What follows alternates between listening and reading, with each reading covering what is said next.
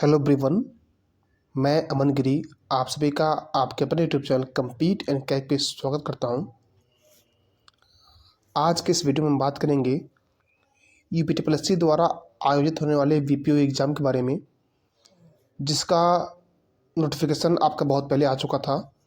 Form भी भरे जा चुके हैं और इसका सिलेबस भी जारी किया जा चुका है और इसकी शॉर्ट लिस्टिंग भी हो चुकी है।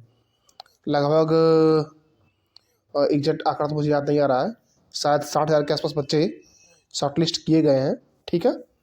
और अब इसका जो एग्ज़ाम डेट है उसको लेके बहुत सारे कयास लगाए जा रहे हैं कि इसका एग्ज़ाम कब हो सकता है। तो उसके बारे में हम चर्चा करेंगे कि क्या चीज़ें हैं जिससे डिसाइड होगा कि एग्ज़ाम कब तक होगा। उससे पहले आपसे मेरी रिक्वेस्ट रहेगी कि आप लोग चैनल को सब्सक्राइब जरूर कीजिएगा। हम 5K के बहुत ही करीब हैं, लगभग 25 सब्सक्राइबर दूर हैं। उम्मीद करते हैं आज ये टारगेट पूरा हो जाएगा। तो आप लोग चैनल को सब्सक्राइब जरूर कीजिएगा। सब्सक्राइब करने से आपका कोई नुकसान नहीं होता है, लेकिन हमें मोटिवेशन प्लस हमारी रिच बनती है और हमारे वहाँ इस चैनल पे कितनी ऑथेंटिक इन्फॉर्मेशन देती है इसके साक्ष्य आप ही लोग हैं। तो चलिए वीडियो की हम शुरुआत करते हैं। तो सबसे पहले बात करेंगे इसका एग्ज़ाम कब तक हो सकता है। तो इसके एग्ज़ाम के रिलेटेड मैंने ऑलरेडी आपको इन्फॉर्मेशन लगातार मैं देता आया हूँ अपने टेलीग्राम चैनल पे। अगर आप उसको ज्वाइन न किए हो तो ज्वाइन जरूर कीजिएगा, लिंक आपको डिस्क्रिप्शन में मिल जाएगा। अब चलिए यहाँ बात करें हम एग्जाम कब तक हो सकता है। तो देखिए, आयोग से जो चीज़ें पता चली हैं, आयोग से चीज़ें पता चलने का मतलब ये है कि समय समय पर लड़के आयोग जाते रहते हैं और उनका सचिव जी से बात होती रहती है। तो उसके आधार पर जो जानकारी मिली है मैं आपको शेयर करूँगा। तो आयोग से कहा गया था कि जनवरी तक, जी हाँ, जनवरी तक आयोग जो है कोई भी एग्ज़ाम नहीं करवाने वाला है। ठीक है। तो जनवरी तक जो है एग्ज़ाम कोई आयोग नहीं करवाएगा। तो इस आप समझ सकते हैं कि वीपीओ का एग्ज़ाम जनवरी तक नहीं होगा। ठीक है। और जनवरी तक आयोग क्यों नहीं करवाएगा, इसका रीज़न दिया उन्होंने कि जो भी पेंडिंग रिजल्ट्स हैं उसका रिजल्ट वो जारी करेंगे। और मोस्ट प्रोबेबली आपका इसी में क्या कहते हैं, लेखपाल का रिजल्ट आने वाला है। ठीक है, लगभग 23 से 25 दिसंबर के आसपास। ठीक है। ऐसे ही आपका मुख्य सेविका का रिजल्ट आने वाला है, वीडियो री एग्ज़ाम का रिजल्ट आने वाला है। ठीक है। तो इन सब वजहों से आपका जनवरी 2024 तक कोई भी एग्ज़ाम नहीं होने वाले हैं, ऐसा आयोग ने कहा है। अब बात करें फरवरी की कि क्या फरवरी में बीपीओ का एग्ज़ाम हो सकता है, तो आपको जानकारी होगा फरवरी में भी लगभग 20 फरवरी के बाद, ठीक है, 24 फरवरी के आसपास से यूपी बोर्ड की परीक्षाएं शुरू हो रही हैं। प्लस फरवरी में आयोग के पास और भी एग्ज़ाम्स हैं जो उसे कंडक्ट करवाना है। कई सारे फॉर्म आए हुए थे डेंटल चिकित्सा के, ऑडिटर के। ठीक है। मतलब छोटे छोटे जो एग्ज़ाम्स हैं उनके लिए भी लगभग 3-4 संख्या एग्ज़ाम्स हैं। तो आयोग की मंशा होगी कि पहले इन छोटे एग्ज़ाम्स को करवा लिया जाए ताकि दिखाया जा सके कि हाँ, हमने 4 एग्ज़ाम पेट 2022 से करवाया है। ठीक है। तो आयोग की पहली मंशा तो ये होगी कि छोटे एग्ज़ाम करवाए। तो इसके लिए भी उसे 2 संडे तो चले जाएंगे उसके, ये 4 एग्ज़ाम करवाने में। अगर वो एक दिन में 2-2 एग्ज़ाम करवाता है तब भी। ठीक है। तो इस तरह से फरवरी में भी जो है चांसेस कम बनते हैं बीपीओ का एग्ज़ाम करवाने का। हालांकि अगर आयोग ठान लेगा तब वो फरवरी में एग्ज़ाम करवा सकता है, उससे पर चांसेस नहीं है। क्योंकि जब आपका यूपी बोर्ड के एग्ज़ाम्स चलेंगे तो उस समय स्कूलों में सेंटर जो है ये मिलने में दिक्कत होती आई है। ऐसा प्रीवियस ईयर में देखा गया है कि जब यूपी बोर्ड के एग्ज़ाम चलते हों तब आपका नहीं होता है। उसके बाद अगर बात करें तो आपका इलेक्शन को लेके भी जल्दी आपका फरवरी लास्ट या फिर मार्च में स्टार्ट में, आपका मार्च स्टार्ट में नोटिफिकेशन आ जाएगा इलेक्शन का 2024 के। और इलेक्शन में भी आयोग अवॉइड करता है एग्ज़ाम्स करवाना।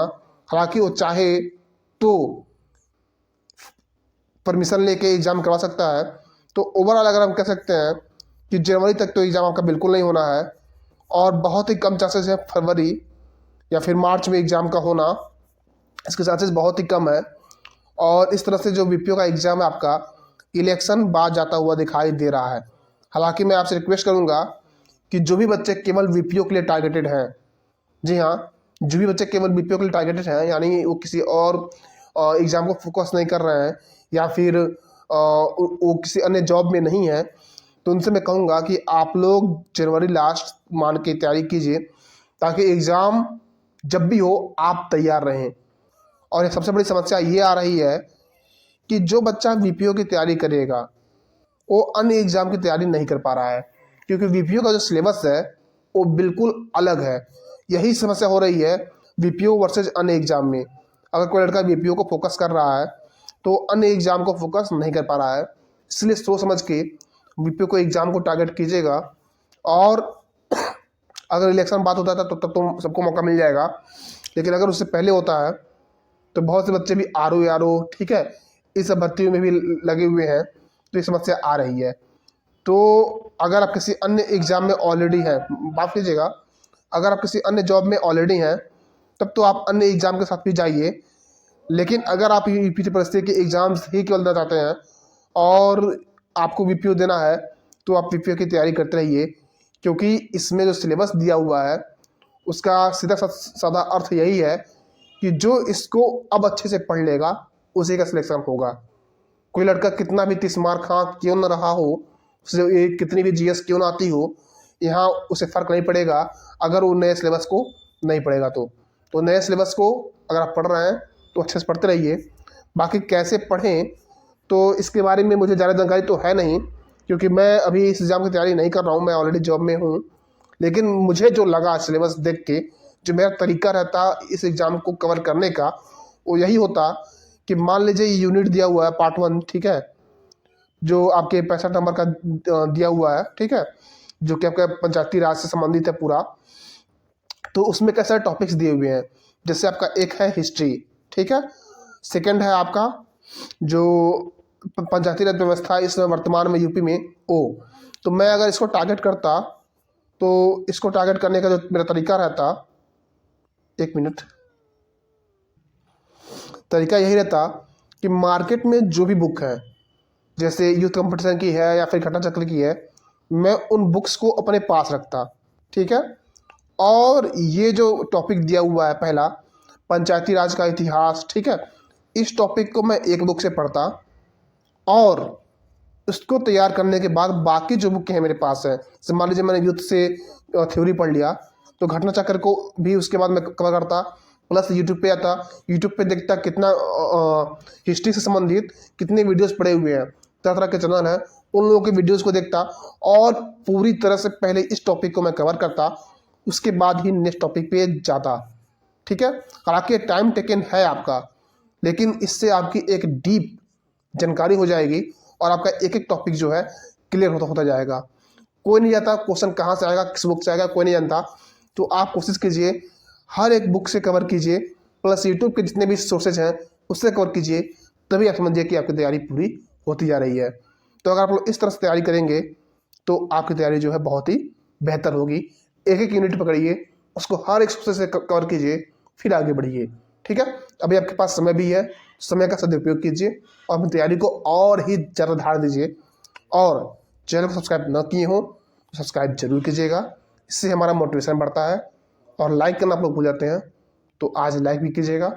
मिलते हैं नेक्स्ट वीडियो में, तब तक के लिए जय हिंद जय भारत।